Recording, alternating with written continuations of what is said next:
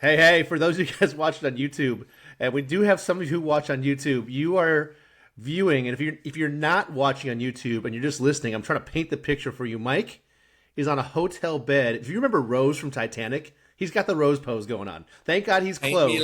Paint me like one of your ladies, Josh. Paint me like one of your I mean, you ladies. look good. I'm glad you kept your clothes on. They may be off by the end of this pod. This pod's gonna be scorching hot. There's a lot to talk about, and of course, we'll end with your picks. Hey man, how you doing? I want to ask you this question. I was impressed with your Patriots again, holding tight. They did cover your bet at home. How are you feeling as a New England fan? Are you feeling at 1-1 better than I feel as a Bears fan at 1-1? Man, I'll tell you, it's tough, right? Because we're not winning the Super Bowl. Uh, we're not making the playoffs. So, I found myself watching that game the other day, and they lost, and I was like, I'm okay. I want a high draft That's pick to right. go and solidify that left tackle spot. Yeah. So it's a tough place to be as a fan because on one hand, I'm proud of the fact that they're not the Panthers, right? They're not embarrassing me like I thought they were going to yet. Right. But at the same time, I don't necessarily want them to be like a, 6-11 team because I don't need them picking like 12th in the draft right now. Right. So I don't know. We'll see. We'll get there. I don't hate them against the Jets this week on a short That week. short week for the Jets, and the Jets did not look great. I mean, they were another Will Levis bonehead play, that Oh crushed God, the Will. Titans. I was going to wait to say this. You nailed that. So I'm going to succinctly put your point from last week, which was you were making your way around it. You basically said this is a dude who has not learned from his mistakes, and he was probably a guy who made a play one time. A coach called him on it, and he never made the change that he needed to make. And so he's just that guy now. He's just that guy who's going to throw the frickin' ball backwards, roll it on the ground to a running back, and have it turned over in the red zone. I mean, even his coach, man, Callahan, on camera, Awesome, what awesome, the F are you thinking? And then after the game, awesome. he defended it to the press as well he should have. I mean, what is that dude thinking? Anyway, That and like in this day and age with these prima donna quarterbacks that tells you all you need to know about Levis on and off the field. That yeah. he's comfortable enough, Callahan, calling out his quarterback like that, knowing that Levis is just tail between his legs in the locker room. Like, yeah, I know, coach. The dude's. Well, like you He said, ain't it. he's not going to learn from that mistake. He's made it a million times. Why would he stop making it now? Anyway, He's I'm done. putting the buggy in front of the horse. We got to talk about these young quarterbacks in a few minutes. I'm a Bears fan. I'm not happy today, but here's the little golden nugget for me. It has nothing to do with the Bears. My anger was displaced by Nick Sirianni and the Eagles last night. I'm in a fairly high leverage elimination pool, and I took the Eagles. And I was sitting pretty. Underdog after underdog coming in and snatching victories. I'm thinking all the Eagles have to do is beat a hobbled Kirk Cousins at home. And Nick Sirianni, after all the stupidity from Will Levis and other coaches this weekend, Nick Sirianni said on national television, hold my beer, and passed up a field goal on fourth down in the first quarter that would have, as it always turns out, would have won the football game. Runs the ball on third down inside 2 minutes. I mean, what a masterclass in how to throw away, to steal defeat from the jaws of victory, costing me my spot in my challenger pool, my elimination pool. I'm actually kind of glad because it's taken my anger off the Chicago Bears and their line. So that's how I feel today. Did you watch that last So night? you could have picked any game on the Any schedule, game. So and you I actually well, already. that's on you. That's such a week two to have to pick that game. Like you should have known better than that. I guess now here's the good thing. It's a double elimination, and the first week I actually took the Chicago Bears and they won. So it's double elimination. A lot of people are actually double eliminated after yesterday because a lot of them had the Bengals over your Patriots in week one. So, but seriously, the Eagles last night were an abomination, and we need to talk about all this in a second. But in all seriousness, we need to lead the week with. I mean, I got a question for you. Should Tua be forced or make a decision to step aside? And I know that's a hard, pivot away from what we're talking about here, but I think it's led the stories, and I don't want to, it feels like it happened a week ago. It was last Thursday night. He kind of brought it upon himself, going headfirst into Damar Hamlin of all people, right? I mean, just what a bizarre turn of events that was. He was in that position, when a guy gets like knocked out, where your arms are kind of locked in straight. Yeah. And this is, if you, depending on who you ask, this is his fourth or third concussion in the last 4 years. There's one that was supposedly a back injury that certainly looked like he hit his head on the turf. But man, this is getting to a point where he is clearly susceptible to these injuries, and they're not getting any better. I mean, does he have to step aside at this point? Well, someone needs to step in and step him aside for himself, right? And what cracks me up is you have Mike McDaniel standing at the podium afterwards crying, right? Like, oh, like, oh my God, this guy. And it's like, you know what, Mike? If you care about him that much, man, you wouldn't play him the rest of the year. Yeah, that's right. That's right. You know, And you know he you'll will. be the first one to put him in there as soon as he's cleared.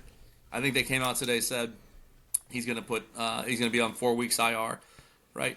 Your brain ain't healing in 4 weeks, pal, right? So, you know, for all this independent neuroscience, neurosurgeons and stuff like that, you know, I'm not a neurosurgeon, right? Really? I was a quarterback. I was Shocking. no big deal. I was a quarterback You at did. one point. You're out sleeping at Holiday Express tonight, though. So Yeah, Embassy Suites. even But better. here's the thing, man. Like, that dude's head has been rocked, and we've only seen 4 on TV in the NFL.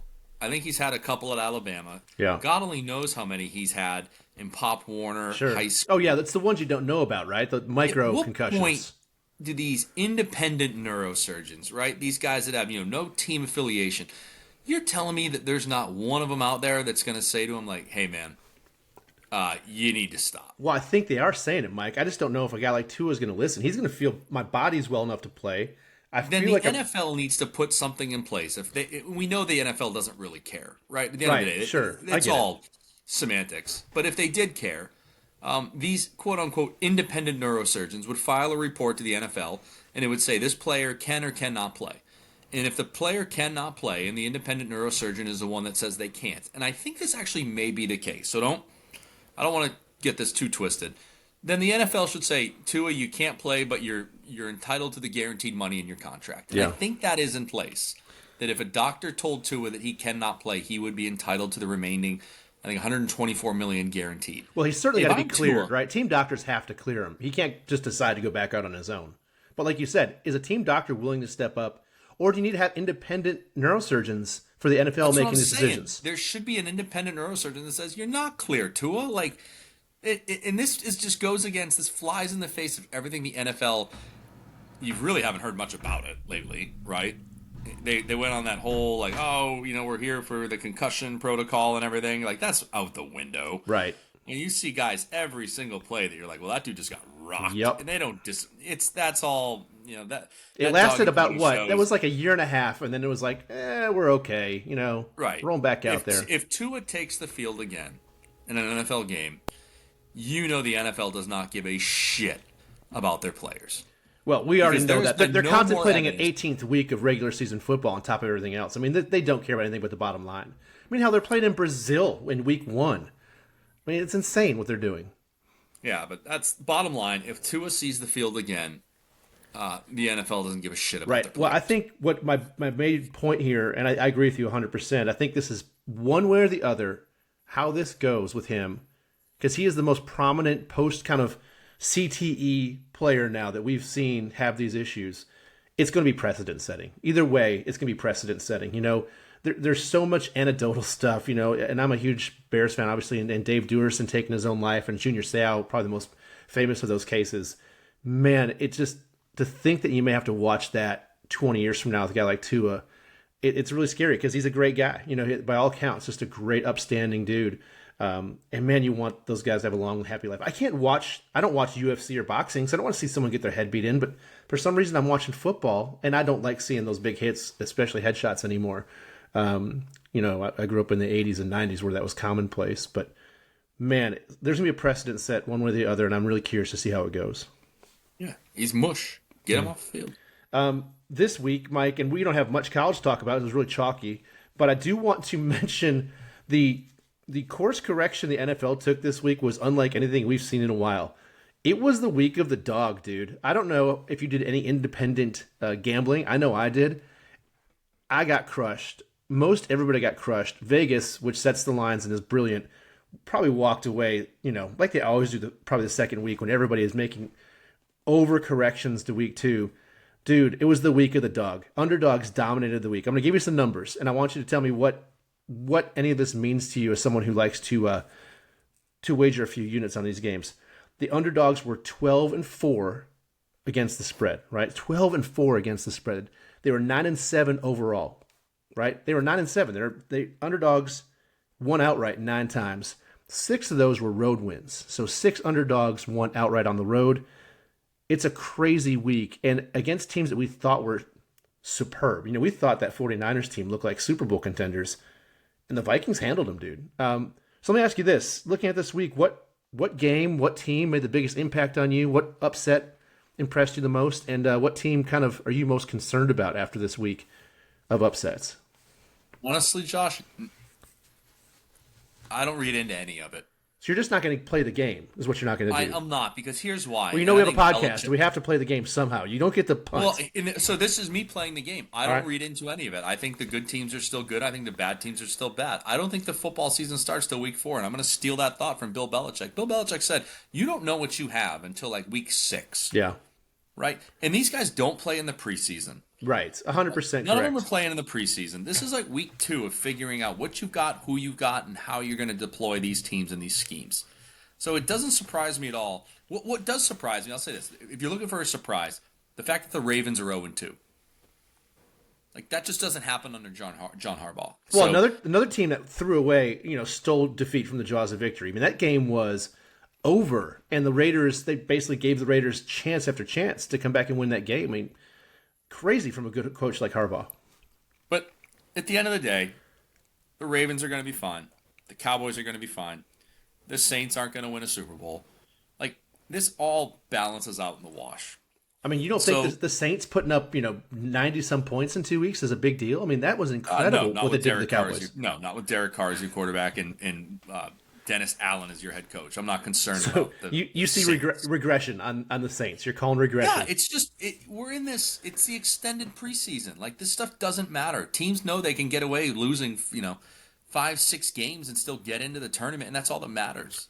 That's it. We saw that with Kansas City last year. Kansas City looked like dog crap throughout the season, and all they had to do was just get into the playoffs. And if you can't bet against Kansas City in that scenario, and they're off to a hot start. So that's fair. But they got decimated by not decimated, but I mean they lost Pacheco to injury. Pacheco injury is a tough one, dude. And they're not. I'm not reading into any of these big dogs. I'm not reading into any of the teams we think are elite losing. I still think this is a pretty chalk NFL season right now. How do you feel about the Bengals 0-2 right now? Do you think they're okay? That was a tough one against the Chiefs. The 4th and 16 because pass interference. Listen, that was a terrible call. You think? I mean, the dude hit him. You got to call it, but it also feels like Mahomes gets that every single time. Man, here's the thing I have with that call, and I don't know what the defensive back is supposed to do. The defensive back, by the letter of the law, he's entitled to the ball. So if he's entitled to go after the ball, what is he supposed to do if he's going up for it coming from behind the player? Like, there's no way to not make contact. So I don't understand what the defensive back is supposed to do there. It just seems like that's a tough flag to throw. The defender was looking at the ball, going for the ball, jumped up for the ball, and the Kansas City receiver happened to jump up into him as well. It's like, I get why the flag was thrown. I don't think it was the right, I think there's times and places to throw flags. You get underneath the route is what you do. I was...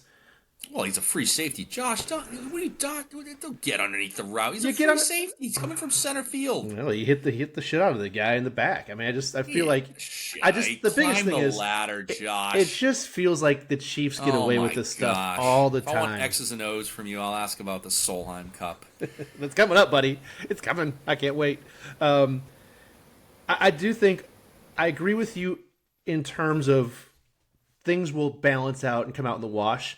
There is one team, though, that I feel like we're in the playoffs last year. We underrated coming into this year. I don't know why. It's a team that's improved. They added a couple defensive players.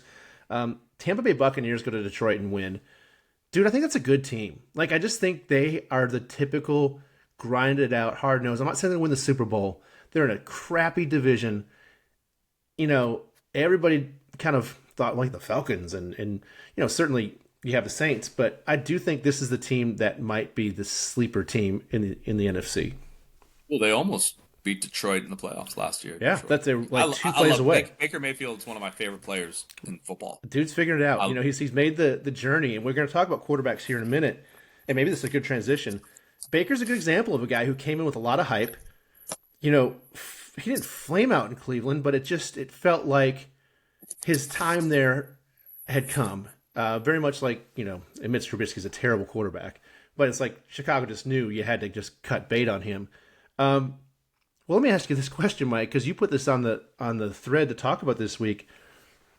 These young quarterbacks, man, I have some serious concerns that they never even turn into the Baker Mayfields of the league. I sent you a list of year 1, year 2, year 3 quarterbacks. And I want to tell you right now, here are the point totals for those quarterbacks this week and their teams. I just want to throw this out here. The only third-year quarterback that started a game this week was Malik Willis for the Green Bay Packers. He won, shocking, but mostly because of a defensive effort and a good game plan. 16 points. Anthony Richardson with the Colts in a loss, 10 points. Bryce Young, who we'll talk about, 3 points in a loss. C.J. Stroud in a win, 19 points. Will Levis, who we've already talked about, he of the backwards holy roller, 17 points in a loss. Caleb Williams, 13 points in a loss, and he almost looked like he was going to get knocked out of that game 3 or 4 times. Jaden Daniels, 21 points. You know how those 21 points were scored, Mike? 3 touchdowns? 7 field goals. 7 field goals. Jaden Daniels, 21 points in a victory over the hapless Giants. And then, last but certainly not least, Bo Nix, 6 points. That is your quarterback starting in the NFL this week with 3 years of experience or less. Dude, that is not good. There's a problem here with, and Tom Brady said it really well, your guy Tom. These guys are not coming from programs anymore. They're moving through college, switching teams, different coaches, different coordinators, playing for themselves. Offense coordinators have to simplify the game plan for these guys. Then they're going to bad teams with bad lines and getting their clocks cleaned, and they never learn how to play program football. All that to say, I think the team that's doing it right is your Patriots, letting Drake May sit there behind a Jacoby Brissett who has a bad line in front of him and just biding their time with that guy on a team that they know is not going to be very good.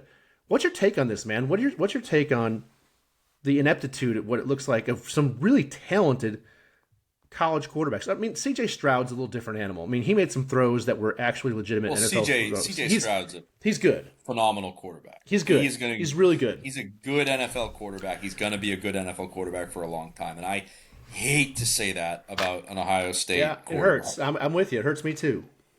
I just don't think Ohio State produces very good offensive players in the NFL. But here's the thing. I think Tom Brady hit on it. I think these young quarterbacks, there's a lot of things going against them. I think the switching of the programs, all that stuff, great. I think the athletic quarterback plays well in college. It doesn't play well in the NFL. We've seen that, right? They're playing against men, right? Like, I don't care if you're playing in the SEC. I don't care if you're playing in the Little 10, the Medium 12, any of those conferences, right? You are going to have week in and week out players on either side of the ball that are not going to be in the NFL the following year. And now you've got guys like Caleb Williams that are out there facing guys every single week that are going to eat their lunch. You have defensive coordinators whose only job is to scheme against you. And they're smart, dude. They're good. You're no longer the most athletic guy in the field. Like when Shedeur Sanders goes in the NFL next year, he's not going to be the most athletic guy on the field anymore. Like, Micah Parsons is just as fast, just as athletic as any quarterback in the league. Right. And that's dangerous for these quarterbacks. And I think they don't, Anthony Richardson, I think he scored a 2 on the Wonderlic. Well, right? Not great. Although he can absolutely hurl the ball, though. That dude's got a cannon. Sure, he's fun to watch the ball, but he's not going to win a Super Bowl ever. Anthony Richardson will. I'm going to come out on a limb right here. Anthony Richardson will never win a Super Bowl. If Andrew Luck couldn't win a Super Bowl, Anthony Richardson's not winning a Super Bowl. So I think there's a lot of factors into why the quarterback play is so bad right now. There's been a lot of talk about how dumbed down college offenses are, right? It's like pictures on the sidelines. You see him holding it up, Yeah. and then you've seen this. I don't know if you've noticed it, but there's this. I don't know why it's making its rounds on social media, but like this Sean Payton play call, where it's like a 30-second play call, and have you seen I have this? not And it's seen just it. it's one play that Sean Payton Just calls goes on into Drew forever. Brees. Yeah, and it's like this is different, Yeah. man. There's a Like complexity this is to it. different. And with Drake May, I just follow the Patriots closely. They're like Drake May has probably never taken a snap under center. Yeah. So of those quarterbacks you named, I think there's some to be a lot more concerned about than others. C.J. Stroud should not be on that list. He is a above So average to very good okay, so quarterback. let me ask you this then. Let me ask you these three categories, and I want you to put these guys in these categories. Future Pro Bowlers. I'm not saying future Super Bowl winners. Too many team things have to happen for that to happen. But future Pro Bowlers, all NFL guys. Is C.J. Stroud one of those? Probably, Yeah, right? absolutely.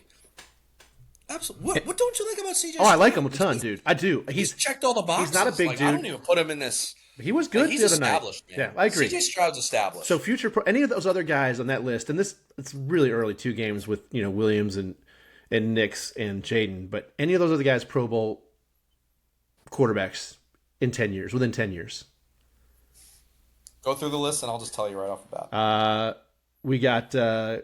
Let's start with Malik Willis. We already know the answer No. to that. Yep. No, Malik Willis will never start another game after. Second year quarterbacks: Richardson, No, Levis. no, We talked about Stroud. Bryce Young, clearly not. He may be done. This is no, man, what a catastrophe for the Panthers. And then Caleb. yes, It's an outside chance. Bo Nix, no, Jaden Daniels. no. I'm going to throw J.J. McCarthy in there. He was supposed to start for the Vikings, but he, of course, is out for the season. If JJ plays with Justin Jefferson, no, oh my gosh, are we okay? coach's name up there, O'Donnell. Yeah, JJ's an All Pro. you like it. And then how about Drake May? We haven't seen much, but Yeah, Drake May's a Super Bowl winning quarterback. there it is. Okay. How many of these guys flame out? Which of these guys do you see? Here's my issue with your boy Caleb. Okay, can't wait to hear. That dude's never faced adversity. And I think that, maybe more than anything, is why these young quarterbacks are not succeeding, because they are brought up by parents who say, you're the best at everything you do. We're gonna put you on this track in life where you're gonna get everything you want. Now you've got these NIL deals where he just moves around to the highest bidder, and now he's in a situation where none of that shit matters anymore, man. Like you can't get into the transfer portal at the end of this season, right? Like you can demand a trade, but it ain't gonna be as well received as it was in college. So I don't know how he responds mentally to being a rag doll, which he was last night. He was. He got plowed. He got hammered. He's never had to be the type of leader that's not going to throw people under the bus. He's never had to be a leader that can step up when things are going terribly wrong. That's where I would be concerned if I'm you as a Bears fan, is how does this dude rebound mentally as a leader? He's got all the physical traits. I'm not worried about that.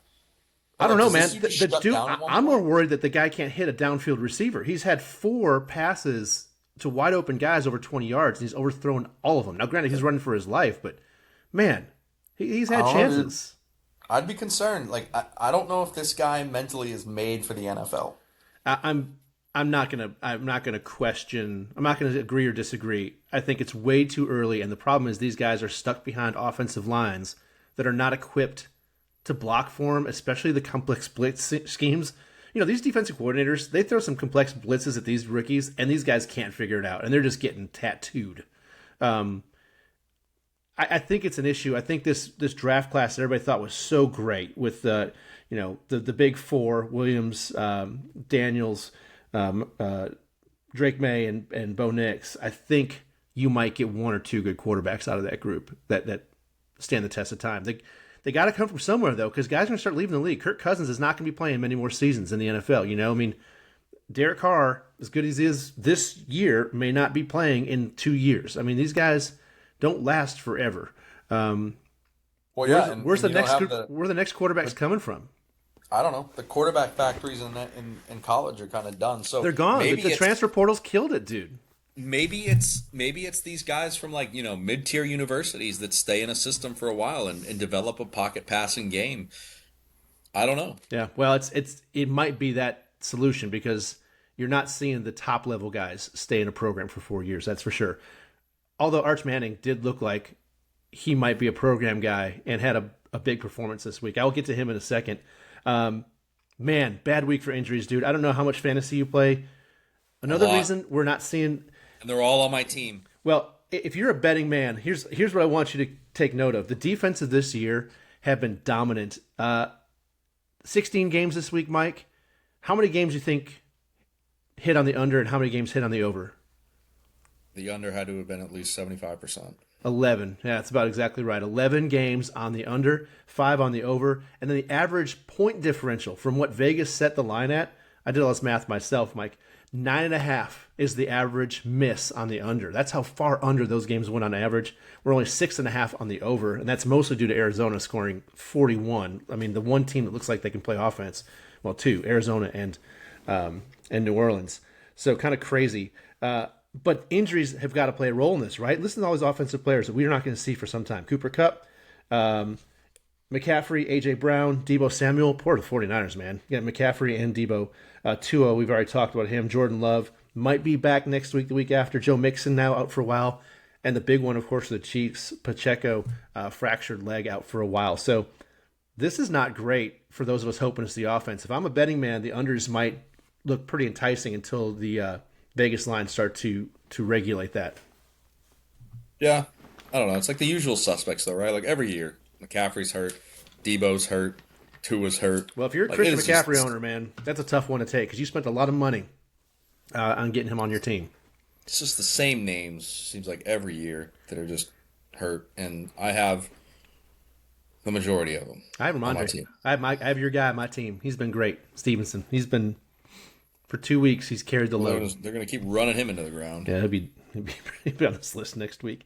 College football, man, pretty chalky week, but that Georgia Kentucky game almost turned it all upside down.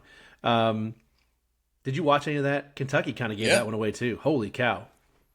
Not impressed with Georgia. I may recalibrate. Peeking ahead a little bit. I mean, Texas may be the best team in the country at this rate, and we're not going to know because Well, depends. I got to see what's up with Ewers. He got a little injury bug there, maybe, but Arch Manning, dude, Arch looks. Yeah, we'll see. I don't know. you roll out UT San Antonio, and the dude can ball out. I mean, yeah, he balls out like against They got another all one these next week. I teams. forget. They have another buddy next week. I don't. You know what I'm interested to see is what is Tennessee going to do against? I don't think Oklahoma's any good. Well, But, there are 4 games between top 25 teams this week. It's actually kind of a sneaky good week, and that Yeah, that but Oklahoma Tennessee game is pretty good. Like Tennessee cannot keep scoring like this. I mean, 71 points this week, and it could have been more. That's freakish. Unbelievable. How about the primary color war between North Texas and the Red Raiders? Now you called that one too. Good one. Well, I mean, there's a lot of people. What did halftime they had 51? Was that right? 55? No, they'd already hit the over hit like I think it was 69 points at half, and we needed 71. So Well, that was a good call by you. The top 25 games this week. I'm embarrassed to say this is a top 25 game, but Illinois, Nebraska, top What do you 25. mean? Whoa. Nebraska's back. They might be back. If they beat Illinois, they're definitely back. Oh, wait. What? You think Illinois is like some measuring stick now? I think they're good, dude. I think they're better than you think. But yes, I agree. This is Yeah, you're right. Well, this The is their Illini- biggest test of the year thus far. Colorado was The not a Illini test. are the state of Illinois is just between Northern Illinois and Illinois, college football runs through Illinois this year. I mean, I think they're good. I mean, Nebraska. I think Matt Rule has a program in Lincoln. He's doing well, and the Colorado win. The Colorado beat Colorado State again this week. strengthens the case for Nebraska a little bit. USC Michigan is a top 25 affair this week.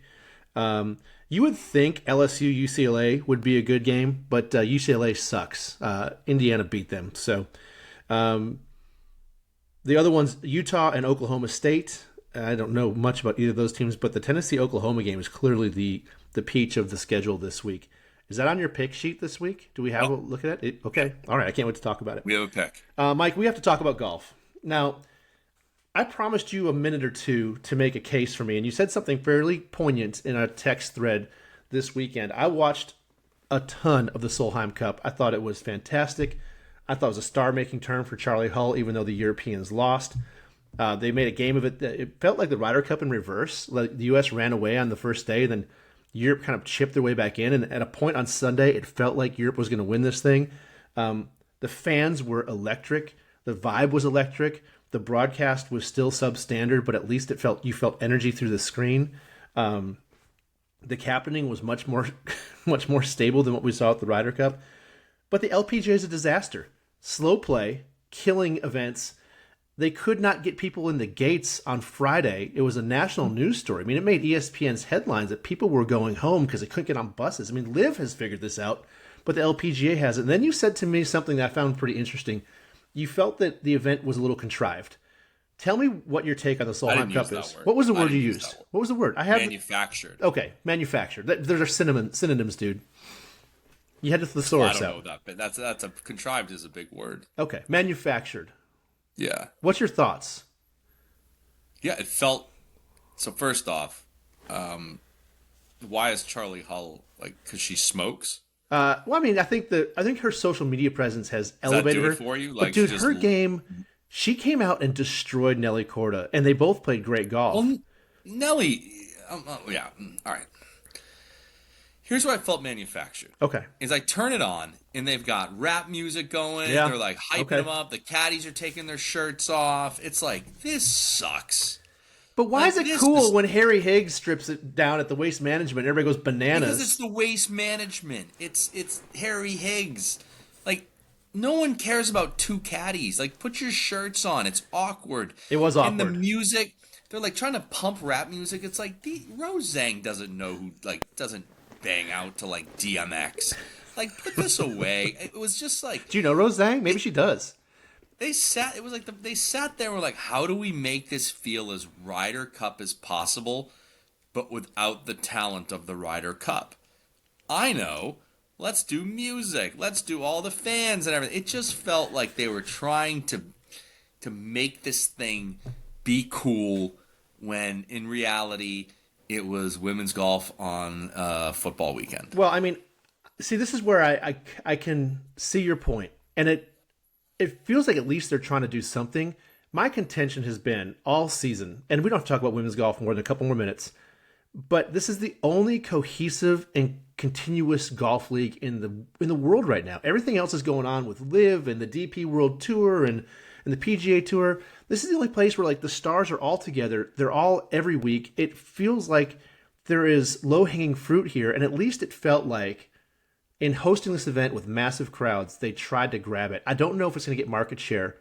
We're going to talk about Caitlin Clark here in a few minutes, but it does feel like there is some ripe, vegetation ahead here. Terrible metaphor for women's sports. You kind of subconsciously hit it though. Like the flag bearer for that sport right now is a thick blonde who smokes cigarettes on the golf course. That's right. She's the most intriguing player in the world. That's it. And she hasn't won a major, right? Like, yeah, she goes and gets a like from a patron, and everyone thinks it's the best thing in the world. Yeah, like, I agree. Nelly's milk toast. You don't know who half of them are. They take forever to play, and I have nothing against the women's game. My problem is when you try to put the women's game in the spotlight, and it's like, all right, like just let it breathe on its own. And I think that's where the Caitlin Clark conversation later will be interesting, because I think that's exactly what's happened there. Yeah. Like you've let the talent rise and speak for itself. Yeah. And it felt like the Solheim was so like we're trying to just push it, make it cool, make it edgy, and it was like it's not. Yeah. Like, you're not.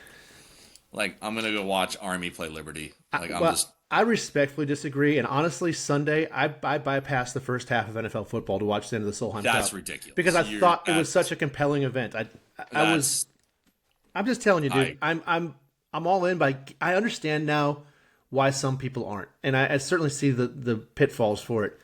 I just think there's a pathway forward. We can continue to agree to disagree, but not we are a during the golf NFL brand, season. and we're going to talk about Not women's during golf. the NFL season. That's Speak, crazy that you watched I this did, over football. and a lot on Saturday too. I had split Well, screen no on wonder your Saturday. bets didn't hit. I'm glad your bets They didn't didn't hit. You hit. don't deserve to have bets hit if that's your viewing choice. Another bet that did not hit, or actually a bet that did hit, because I did not bet Rory to win the Irish Open.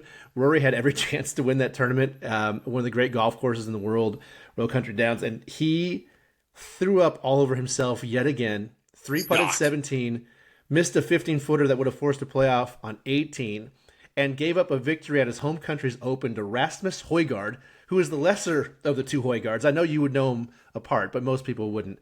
Man, tough weekend for Rory. It just feels like the hits keep on coming for that dude. I watched the highlights of this. It was even hard to watch. At what point, if you're in Portrush, do you just say, "We're gonna find a new golfer to like hang our hat on"? It feels like it's got to be time. I mean, my gosh, it's Like what a humiliating, what a humiliating hometown hero. Like can't make the cut so when he bad. opens there, goes up and throws up over himself in his redemption tour.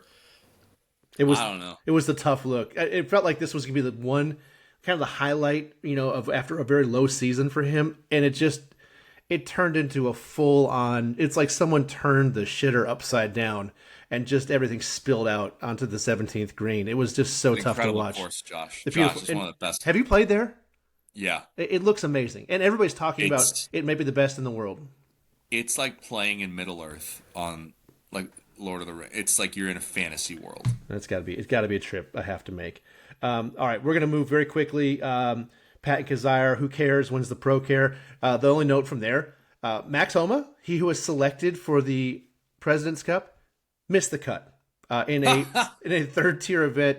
Meanwhile, Corey Connors and Mackenzie Hughes, Canadian at-large picks, finished in the top 10. So Did Max did they have like a sly quip on social media afterwards? he did. I think he's gone radio silent. I think this has reached a potentially dangerous part for him. So I'm hoping that there is some success in the next month for him. I don't want to see him slip back. And then the last news, John Rahm wins the individual final for the Live Tour, his second win of the year. But news out of New York, where the PIF, the Live, the PJ Tour are meeting. Yeah, this is bizarre. Some sticking points. They're making progress, but the biggest sticking point is how do you reintegrate players who've made so much money in Live, particularly the 300. This number came out now. The $300 million deal, $300 million to play on the Live Tour for John Rahm. I'm sorry, I like John Rahm. That dude isn't worth. He's not Brooks. He's not Bryson. $300 million. That's a number that tells me Liv is trying to destroy the PGA Tour. They're not buying John Rahm. They are trying to eliminate the PGA Tour. And to my point, man, I think Liv has no vested interest in seeing the tour be successful or to work with them. I can't imagine after that kind of number comes out. And you know what? Screw the tour. Like, this is just now peak petty and jealousy. Like, if this is a sticking point, and if Tiger Woods is sitting in that room, being the one that's like, well, we need to be concerned about, how much John Rahm made last year. I think he is, dude. Shut up, Tiger. Get a grip. Add that to the list of reasons why he's such a fraud. Like, I'm just, guys, to me what this is sounding more and more like, and I've been in this camp from the jump, is guys are regretting that they didn't take the bait when it was offered to them. Yeah. And now they're, trying to, oh, well, John wants to come back. You're going to have to pay us some money. It's like, you probably are just upset that A, you didn't take the live offer when it was offered to you, or B, you weren't good enough to get that type of offer. And now you're trying to get it. If I'm Rom, I'm saying F you. Take a hike, pal. That's a batshit number. I can't even wrap my head around Good a for professional him. golfer. That's a niche sport, dude, and I love golf. This is what leads us into our next question. This is not Patrick Mahomes. This is not Shohei Ohtani. This is John Rahm, $300 million. What are we doing? You wonder why it pennies, costs though, $10 right? for a gallon of milk right now. My God.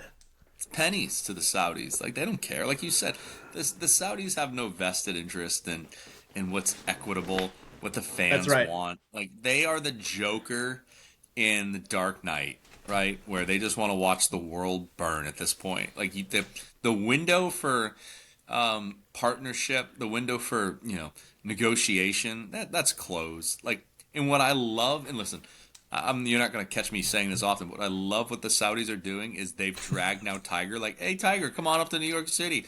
Like they're just toying with Oh, him. they met him on the boat the one time. Like this It's is so fun. I yeah. love watching Tiger think he has influence when he doesn't. Like Tiger's up there like, oh, I have a. The Saudis are just like, yeah. Do you think that meeting happened before or after Tiger's back surgery? Do you think Tiger's like, screw it, I'm getting the surgery. I'm never playing competitive golf again. This is over. They win. The It's white flag went up with that back surgery. it's just I love it because the Saudis are like, oh, it's a little $900 million net worth Tiger.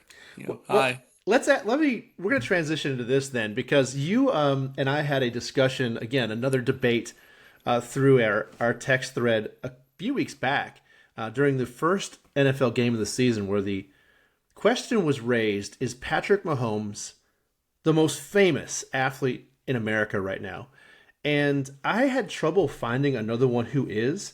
But the one that stuck you is I didn't think Otani was, and you think he's way, way up there. And then I thought LeBron was probably as famous as Mahomes, and Tiger probably as famous.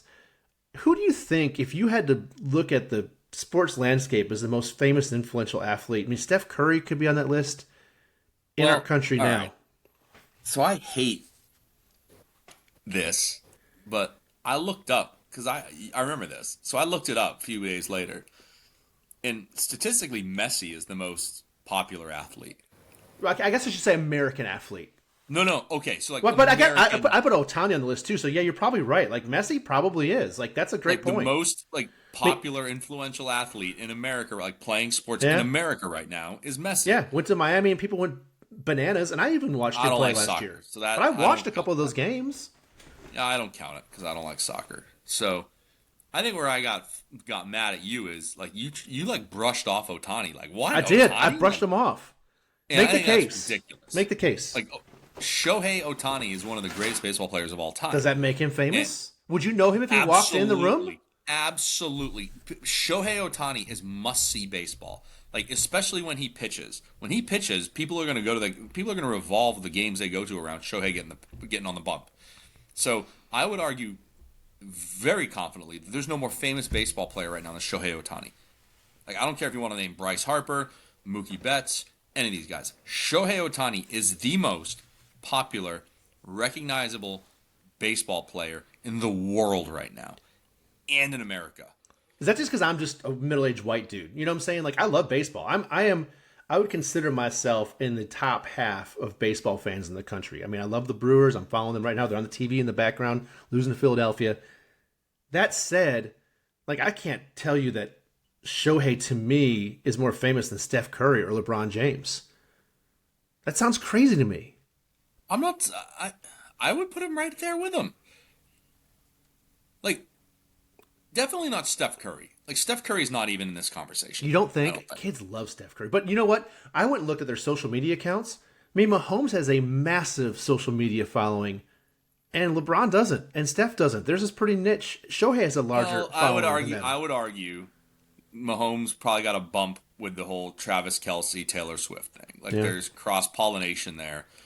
And if you want to talk about like by the numbers, Kelsey probably has huge followings from his relationship with Taylor, who looked fantastic at the VMAs. Like what an outfit! I don't know if you noticed or saw it, but look it up. Like You're going to question my manhood, and you're going to tell me you're watching the outfits on the red carpet, the VMAs? Hey, man, you couldn't miss it. It so, was you need to shave it that was beard, something. dude. You're not worthy of the beard right now. If that's what you're doing on your Sunday nights. Getting back to this, I don't know how you can't put Shohei Otani at the top of any most recognizable athletes in America right now. Like Shohei walks in like there's not a ton of people I would say if I'm walking down the street and so walks by that I immediately go, "Oh my god." Like that's and Shohei's one of them. Like that's like, "Oh boy, that's Shohei." Really? See, I think I would have a visceral reaction to LeBron or to Mahomes and not Shohei. And maybe that's just because And the I other, well, what's crazy about Shohei too is like, there's not many people that hate him. Like, there's not like a ton of people hate LeBron. Like, I'm not a LeBron. I don't know. I'm not a LeBron hater, but I don't like. I think a lot of what he does is ridiculous. Not a lot of Steph Curry hate.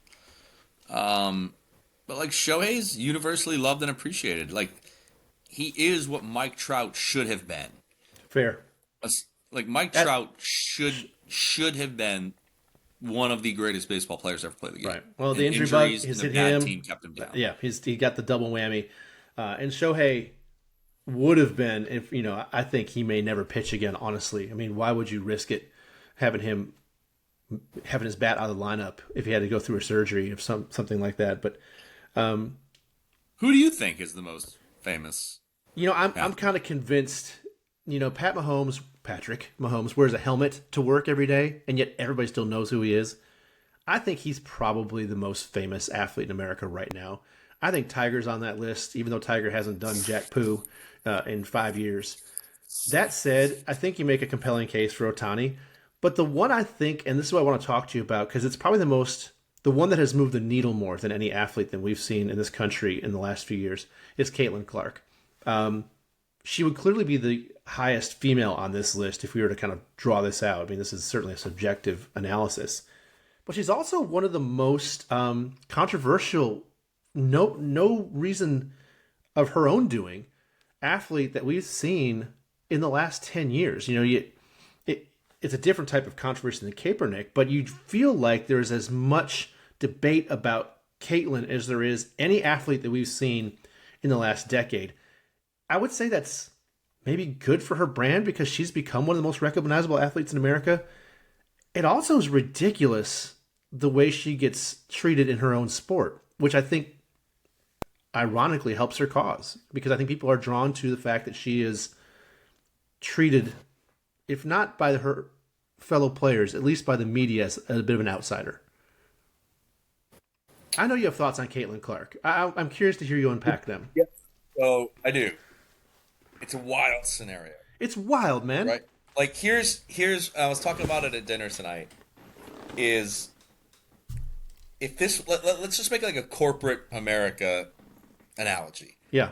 Is you're working at your job and you have a salary one day, and then someone comes to your work and overnight, because of them joining your company, your salary doubles. Your company's worth goes 10x. Endorsements are through the roof. Like all of a sudden, your company was on the brink of never turning a profit, and now you're signing billion-dollar deals, and yet the employees of this company badmouth that person behind their back into their face, bump them in the hallway, wish they never came. Like everyone's richer. Everyone's eating better. There's more food on everyone's table in the WNBA today than there was before Caitlin Clark. And yet, people treat her, not everyone. I think the media likes to hone in on when she does, people do check her at the line or something, but people hate her in her own sport. It's wild to me. It is the ultimate I think biting the hand that feeds you, right? I mean, it's insane. It's like the closest comparison I made, Mike, in kind of my own thoughts was Tiger Woods. Tiger changed the game, brought money into golf, and people learned to even if you didn't like Tiger, you didn't mess with Tiger because Tiger put food on the table. You know what I'm saying? And Caitlin's going to start putting food on the table, and yet she's getting this treatment, and I can't figure out why. And I watch the files, and maybe the media's making more of it. I'm a huge basketball fan, and I don't really have the bandwidth for the WNBA. It's not that I don't like the product. It's not my favorite. But I also have watched enough Indiana Fever games to see how physically she gets treated and how dismissively she gets treated for what she's doing for the league. And it's bananas. Well, I mean, I guess you can't tiptoe around it, right? It's two things. It's jealousy and it's race. Yeah. Well, I mean, Larry Bird went through similar things, right? Prove yourself, white boy, in a league that is mostly minority driven. And that's kind of okay. I think there's a place for the prove it. And I think Caitlin has proved it. At what point does she start getting the begrudging respect that maybe Larry Bird got back in 1983. I think she gets it year two, right? But I think you have from the jealousy perspective is the WNBA has been around for a long time now. You have these big names, right? Big names. That may not be common to the casual sports fan, but like Diana Taurasi is a big Taurasi, name. Aja Wilson. These are big names. Brittany Grine, like Griner. Griner, Yep. big names, right? Who have had big accomplishments in their sport, gold medals, records. I mean, even her They own never, adversary, Angel Reese, is a big name. Hurt for the season now, but she's well, a big like name. ignore her for a minute, but like all of these, for the last decade, big names, USA basketball names, right? They've carried the torch for their sport. The OGs, they never moved the needle like this, Josh. Correct. They never did. And I think there's a lot of resent from some of these older players. And those are the ones that are really giving her the business, right? These kind of OGs that probably are really begrudgingly looking at her like, I've put my time in. Like when this league was nothing, when there was no one in the stands, when there was no sponsors on jerseys, when Sports Center didn't air one of our, like we didn't even get a score on the ticker. I was out here grinding. And then you show up and all of a sudden everyone wants to look at our sport. Like I'm the one that kept this thing on life support. And like it sucks that that's the way she's received, but that's just the reality of I it. guess. But I mean, from an actual basketball perspective, I see her as being a lot of Steph Curry, right? Average defensively, just incredibly intuitively talented on offense, not just as a shooter, but as a passer. She has a skill set that you don't see very often in the WNBA. Her ability to drive left hand, right hand, the way she can pass, especially up the court, is incredible. I mean, she is going to be probably the best offensive player the league's ever seen. She's starting to find her way now. The team's going to the playoffs. And I think if anything else, she's going to earn her stripes as being a great, great player. She'll earn her spot. I don't think it's just because she was appealed to this political spectrum or this race of people. I think these women are going to have to accept the fact that she's just a fantastic talent. And you have to admit that. I mean, just like you admit it for Tiger, you admit it for Michael Jordan or Steph. I think she's going to be that player. But I do think that there is the Angel Reese, Caitlin Clark is more racially driven than anything. Fair. And that's They're just such different players. Like Aja Wilson's a they different are, player. but I It's like think that it's Caitlin's just doing like, things no one else in the league does. but I think that's the direction that the media took it in, and that's the direction that they want for ratings. Is like, oh, here's wholesome Iowa Caitlin Clark, who's conservative in the way she dresses and the way she acts, and here's flashy LSU Tiger Angel Reese with her extensions and eyelashes and makeup. Like they couldn't be more opposite, and Angel Reese leaned into that. Like she wants to act like she didn't. She did.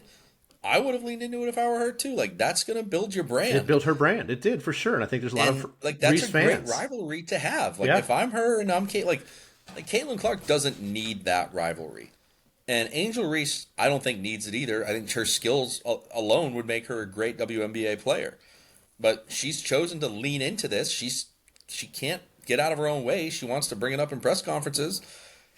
That's it. Like all right, well then you're rivals now. Then treat it So- like the WWE. Put on an act in front of the cameras.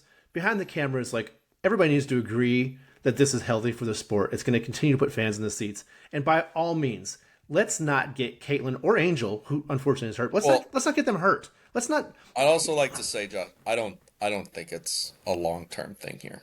Really, you think this is kind of a flash in the pan of popularity? Yeah, I think Caitlin Clark fever runs out. Maybe not next year, but I'm the curious. WNBA the WNBA hot streak does not last. I'm curious if Bukers and some of the others who are in college now also make their way, because these women are branding themselves electric branding. I mean, nil deals and shoe contracts in college. I think there might be more legs than you think, but we'll see. Speaking of legs, you know what has legs? This debate from last week. You wanted to talk about it. We recorded during the debate. I watched the entirety of that debate after you and I stopped recording. And a mind-bending experience, as all debates involving Yeah, our former something like that. president are.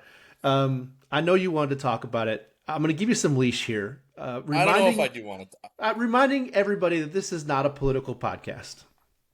However, I think here's my one take. I, whether animals are being eaten in Springfield, Ohio, right?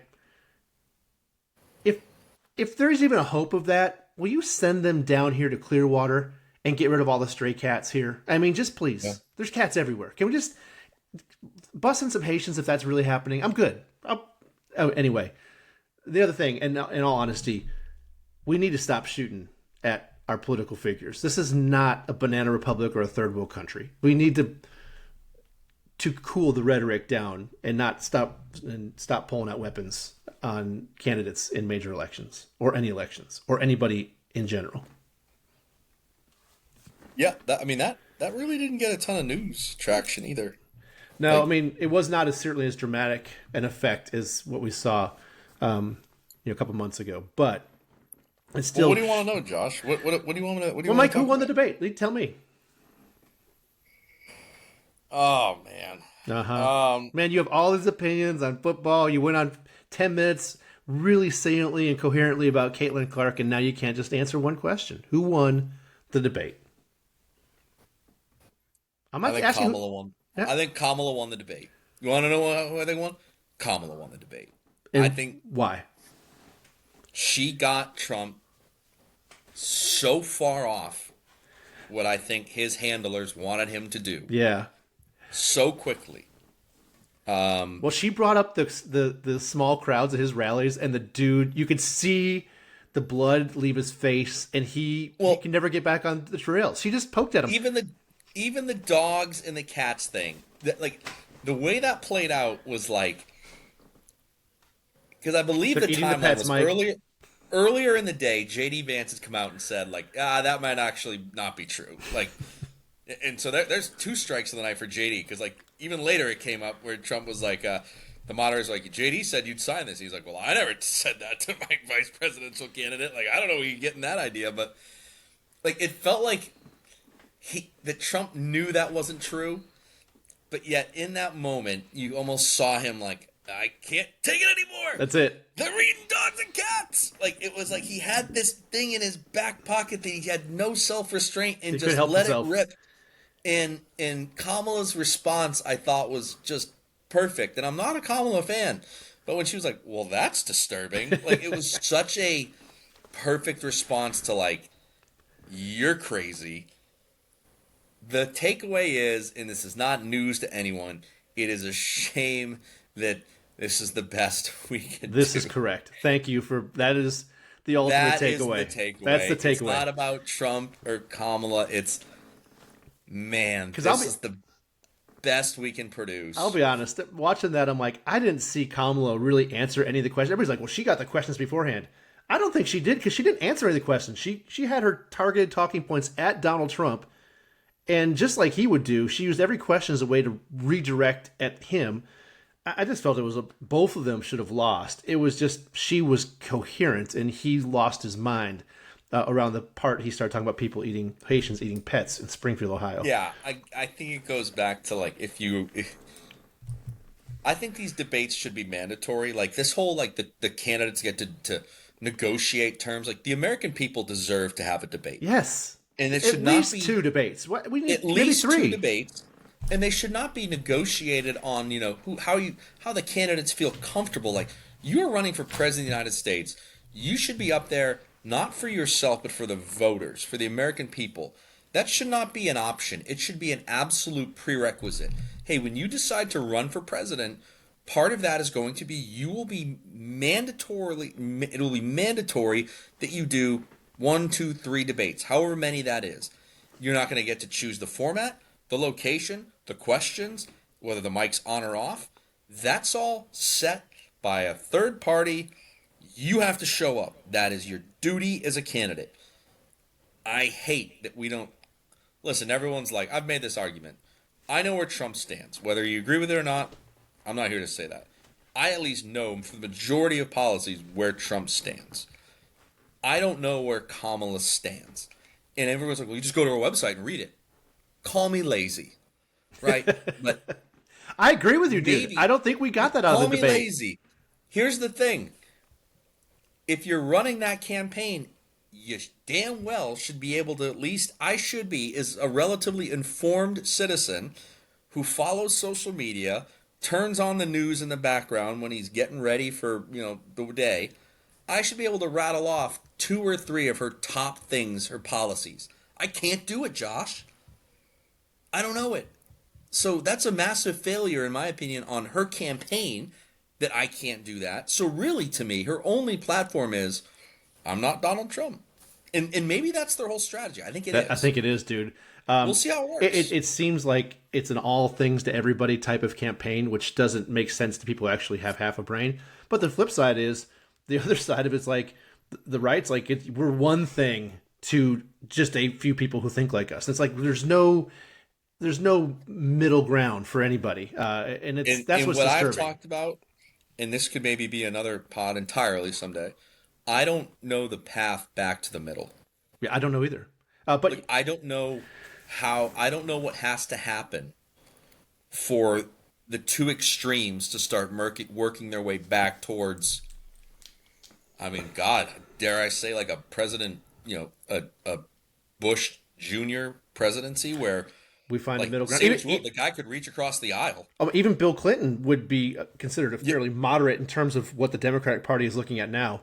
like Here's what I'm telling you. Jim Boehner and Barack Obama. Sure, They could go smoke cigs on the back porch of the sure. White House and talk policy at least. Here's what I think the Like, we're good news so is. far from that. Could you imagine, like, if Kamala gets elected, what's his name? Mike Allen, the Speaker of the House? Yeah, Like, you think they're going and grabbing a beer to talk? no. Absolutely not. Here's the good news. As a history teacher who taught U.S. history for a long time, we've been through this before. We just forget it, right? You go back to Jefferson and Hamilton, Federalist, Anti-Federalist. Now, granted, one time we had to deal with a Civil War, but that had a little bigger component to it. When you had the Southern Democrats and the Republicans. We saw it during the Progressive era, and we're seeing it again with this second populist era here. And things usually do cycle back. It's just how much collateral damage will there be before we get there? And that's why honestly, I think there are a lot of people on both sides, the Democrats and Republicans, who really hope to clear the decks here in the next 4 years. Kamala being maybe a one term if she wins, Trump having served out his second term, and we can clear the decks and start to look for an inroads back to the middle. So I hope in my study of history that we get back to that place. The question is the media presence that we have today going to be so dependent on the clicks and the likes and the eyes that they want this divide to last because it draws people to their platforms and it pays the bills. There it is. There's my take. You know who doesn't have a political take and I want to talk about? I want to acknowledge a friend of our son, Tommy Piccaro, who is, I think he's a junior now at Brentwood Academy in Nashville. State long field goal this year, 59 yards. Tommy, if you're listening, I know I wanted to mention you and shout you out since you're a friend of the pod. We're friends of your dad. He gives us a lot of feedback. But man, that's an incredible accomplishment. Mike, what's the longest field goal you had seen in your... I know you played some quarterback. Had you kicked the football a little bit? What's the longest field goal you've seen in high school? I've not seen one that long. Not that long. I don't even think we kicked field goals. That's how bad our kickers were. You're like a fourth and go for it, no matter what the yardage. Yeah. Tommy, if you don't like your playing time in the South, go up north. Was Nick Sirianni your coach? No.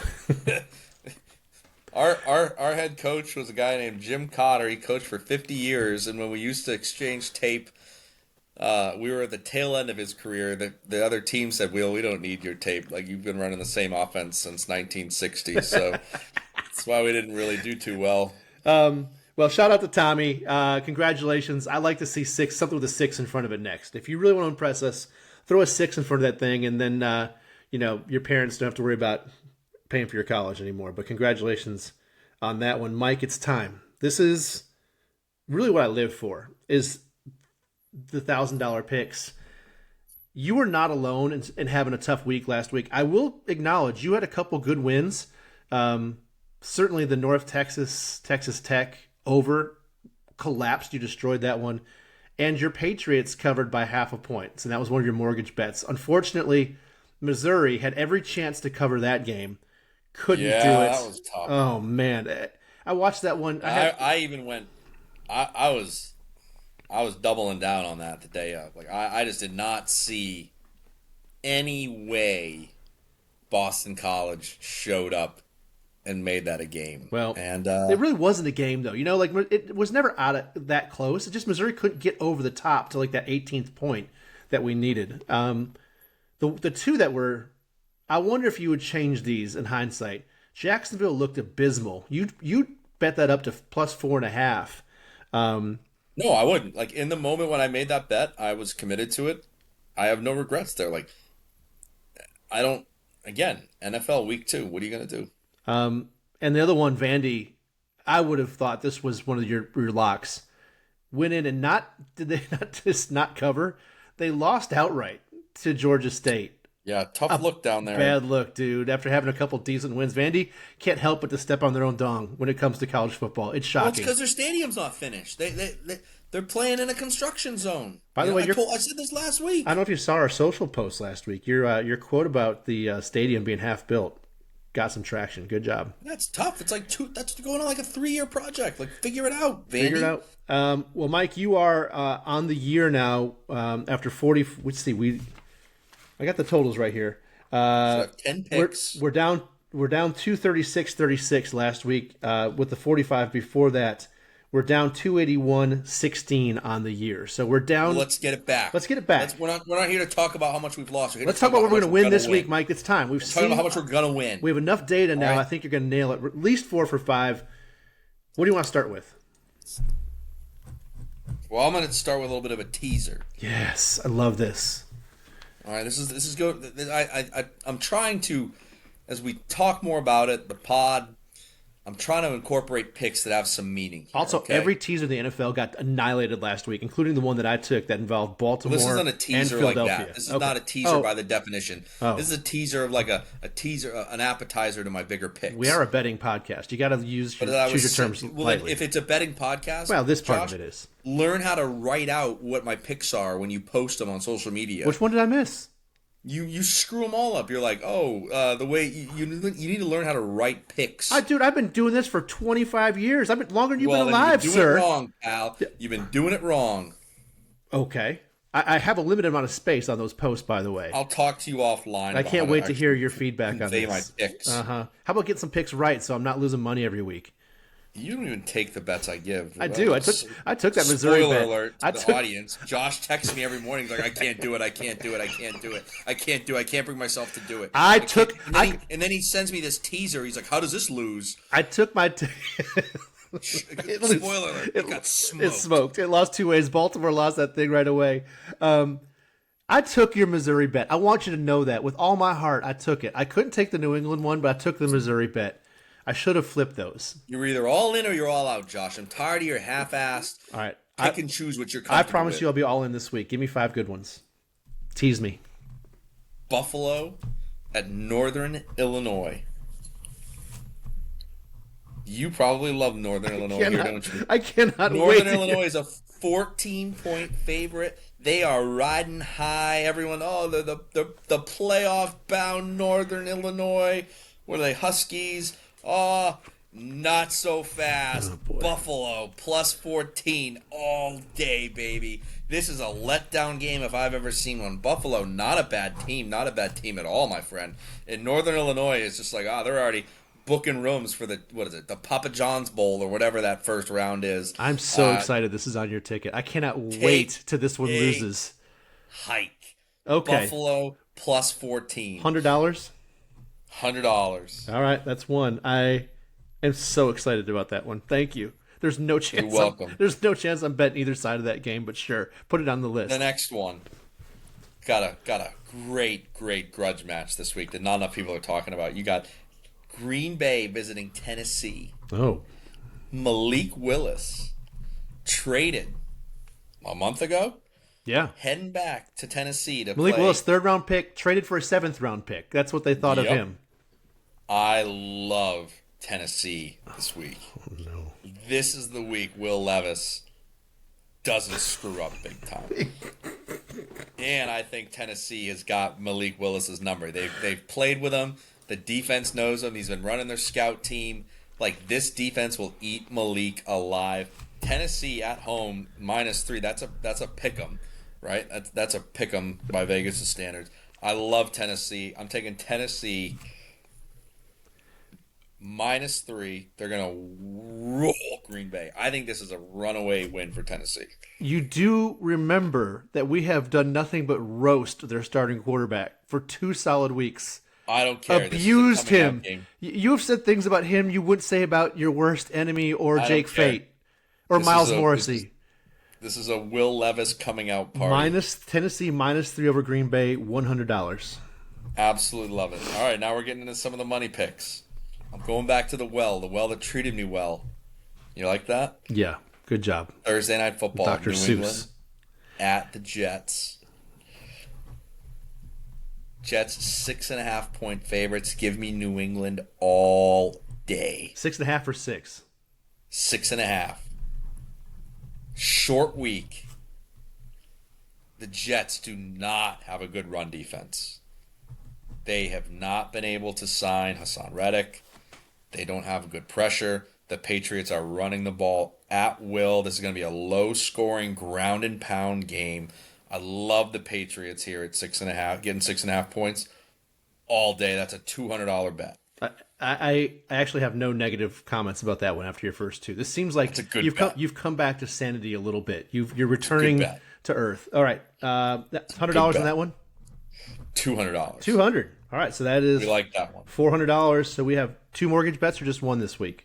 You've got 2 mortgage bets this week. All right, what's the first one? Well, the first one is a team that you said you don't know anything about. Utah and Oklahoma State. No idea. Well, the Pokes score. Where's this game? It's at Oklahoma Stillwater. Okay. The Pokes score. The Utes kind of score. I love the over here. 54.5. Yeah. Like, this just seems like something like, if you do the math, like, what's 54.5 divided by 2? That's like 27.5, right? Or 27.25.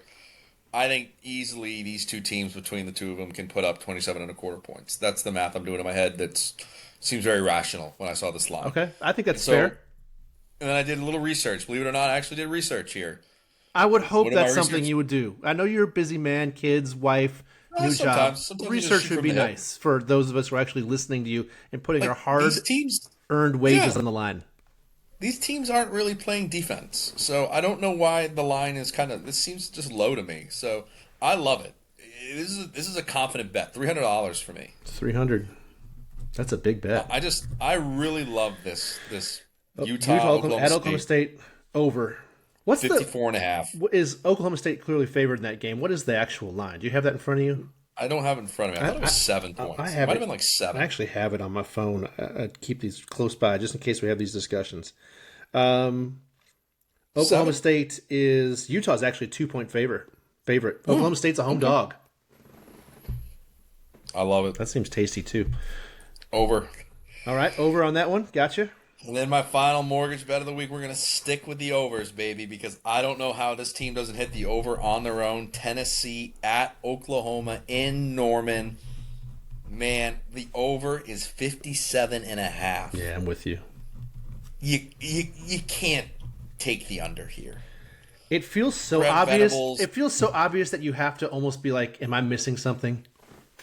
I think Vegas is overvaluing Brent Venables as a defensive guru. I don't think anyone until Georgia slows down this Tennessee offense. They have scored 69, 51, and 71 points in 3 games. And I know that's not against great competition, but you still, I mean, my gosh, that is unbelievable. That's called momentum. That's called momentum. Like, your offense is humming. I just look at 57.5. I go, how does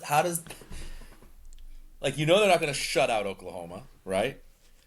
So I say Oklahoma's probably good for 17 points. So Oklahoma has scored 51-16 against Houston in a closer game than anybody thought it would be, and 34 against a decent Tulane team last week.